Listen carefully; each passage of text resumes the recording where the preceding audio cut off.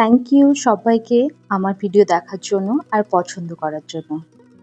আমার মতো কারা কারা আছো একটু জানিও। কোথাও বেরোনোর সময় যদি শাড়ি পরতে হয় তাহলে বেরোনোর সময় দ্বিগুণ বেড়ে যায়। প্রথমে তো পিঙ্ক শাড়িটা বার করেছিলাম, ভেবেছিলাম ওটাই পরে যাব। তারপর ভাবলাম না থাক, খুব গরম আর পাশাপাশি যাব, সুতির শাড়িই ঠিক আছে। তার মধ্যে একটা ব্লাউজও বেছে নিলাম। শাড়ি পরাটা আমার কাছে যেন মনে হয় অনেক সময় সাপেক্ষর ব্যাপার। পরিয়ে দিই খুব ইজিলি, নিজে পরার সময় যেন দ্বিগুণ সময় লেগে যায়। তারপরে যদি আমার মতো লম্বা চুল কারোর হয় তাহলে তো হয়েই গেল। শাড়ি পরার দ্বিগুণ সময়ের মতো চুল বাঁধার সময়ও দ্বিগুণ লেগে যায়।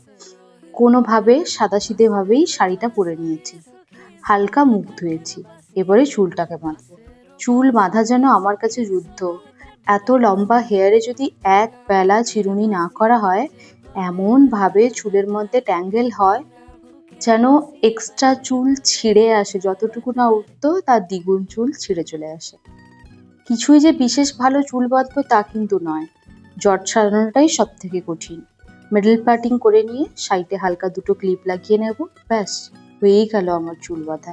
সত্যি বলতে কিছু কিছু জায়গায় বেনুনি করে যাওয়াটা খুবই কঠিন মনে হয় এই গরমে। তো কিছু কিছু ক্ষেত্রে খোপা করাটা সেফ সাইড বলে মনে হয়।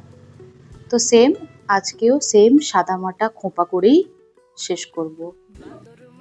চুল প্রায় সপ্তাহে কতবার তোমরা ওয়াশ করো জানি না, আমার লম্বা চুল সপ্তাহে 2-3 বার ওয়াশ করা খুবই কঠিন হয়, আর ঠান্ডাও লেগে যায়। সপ্তাহে প্রায় একদিন আমার দ্বারা হেয়ার ওয়াশ পসিবল হয়, এর বেশি আমার দ্বারা হয়ে ওঠে না। আমার সহ্যও হয় না, ঠান্ডা লেগে যায়। চুলটা লম্বা ঠিকই, দেখতেই পাচ্ছ চুলের মধ্যে গোজ কিন্তু খুব বেশি আছে তা নয়।